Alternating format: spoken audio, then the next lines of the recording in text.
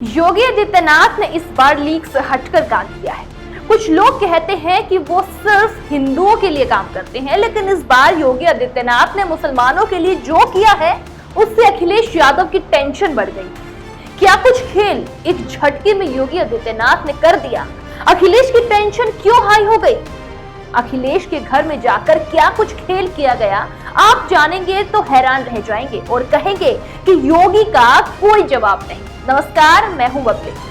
दोस्तों, इस बार योगी ने न सिर्फ हिंदुओं को तोहफा दिया बल्कि मुसलमानों के लिए भी खजाना खोल दिया है, जिसने विरोधियों के माथे पर चिंता की लकीरें खींच दी हैं। क्योंकि जो लोग योगी के कार्यशैली पर सवाल उठाते थे, उनकी योगी ने बोलती बंद कर दी है। इस बार योगी ने अखिलेश के गढ़ कहे जाने वाले संभल जिले के बहजोई में करोड़ों की योजनाओं का लोकार्पण और शिलान्यास किया और ऐसा संदेश भेजा है जिसने सियासत को भी हिला कर रख दिया है। दरअसल योगी के लिए अक्सर कहा जाता है वो हिंदू स्वराज है, लेकिन इस बार योगी ने तोहफे के साथ एक बड़ा संदेश भी दिया।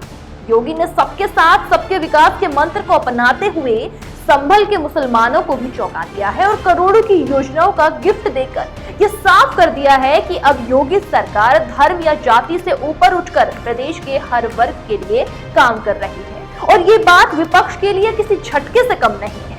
आपको बता दें, संभल जिला जहां पहले समाजवादी पार्टी का कब्जा माना जाता था, जहां कभी विकास की गंगा बहती थी, वहां आज योगी विकास का तूफान लेकर आए हैं, जिसने सबका ध्यान अपनी तरफ खींच लिया है।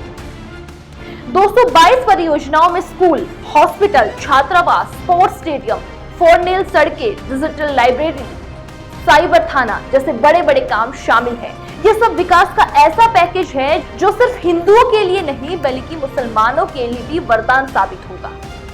मुख्यमंत्री ने संभल को हिंदू आस्था का केंद्र बताते हुए यही नहीं रुके बल्कि यहाँ के मुस्लिम समाज को भी साथ लेकर चलने का भरोसा दिया।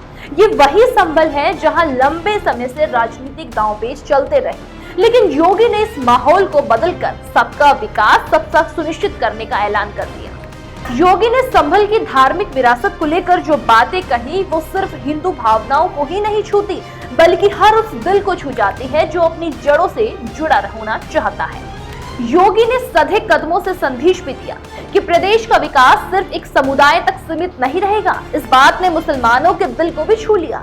जानकारों का भी इस मामले में यही कहना है कि योगी सिर्फ हिंदू हितैषी नहीं बल्कि सभी धर्मों के बारे में बराबर सोच रखते हैं। हालांकि ये बयान विपक्षी दलों के लिए किसी बड़े झटके से कम नहीं है।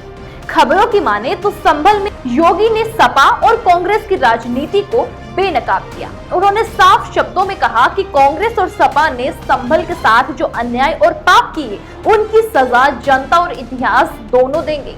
योगी के इस कड़े संदेश ने विपक्ष के वोट बैंक के सपने को धूल चटाई। यहाँ न तो केवल हिंदुओं का पक्ष रखा जा रहा है बल्कि पूरे संभल को समेटते हुए विकास का ऐसा मॉडल पेश किया जा रहा है जो हर वर्ग के लिए खुला है। ये बात खासतौर पर मुसलमानों में विश्वास की नई लहर लेकर आई कि अब कोई वोट बैंक की राजनीति नहीं चलेगी बल्कि सबके साथ सबका विकास होगा। संभल की जनता के लिए ये योजनाएं सिर्फ बुनियादी ढांचे का निर्माण नहीं बल्कि एक नई उम्मीद की किरण भी है। जो 659 करोड़ की ये परियोजनाएं स्वास्थ्य, शिक्षा, खेल, सुरक्षा को एक नया आयाम देगी। ये सब विकास कार्य एक ऐसा मैसेज है जो साफ करते हैं कि योगी के लिए विकास धर्म और जाति सबसे ऊपर है। मुस्लिम युवाओं के लिए होटल और डिजिटल लाइब्रेरी से लेकर 4 लेन हाईवे तक हर प्रोजेक्ट में उनकी भलाई छुपी है। कहा जा रहा है कि सब योगी के उस सूत्र का हिस्सा है जिसमें वे कहते हैं सबका साथ सबका विकास। विपक्ष के लिए इस सफाई की चुनौती से कम नहीं, क्योंकि अब कोई क्षेत्रीय या धार्मिक आधार पर विकास की राजनीति नहीं चलने देगी। आपको बता दें, इस दौरान सीएम योगी ने विपक्ष को चेतावनी भी दी और कहा कि अगर कोई संभल के विकास में बाधा डालेगा या धर्म और राजनीति का अपमान करेगा तो उसे कड़ी से कड़ी सजा मिलेगी। इस बयान ने मुसलमानों के दिलों में भी सुरक्षा की भावना जगाई है कि अब उनकी आस्था और जीवन दोनों सुरक्षित है। जो पहले अराजकता का दौर था अब पीछे छूट रहा है। योगी ने बहजोई से एक ऐसी नई राह शुरू की है जो हर मुसलमान, हिंदू और अन्य समुदाय के लोग समान रूप से सुरक्षित और समृद्ध महसूस करेंगे। यही वजह है कि ये विकास योजना सिर्फ आर्थिक नहीं बल्कि सामाजिक एकता और भाईचारे का प्रतीक बन गई है, जो विपक्ष के लिए सबसे बड़ा झटका है।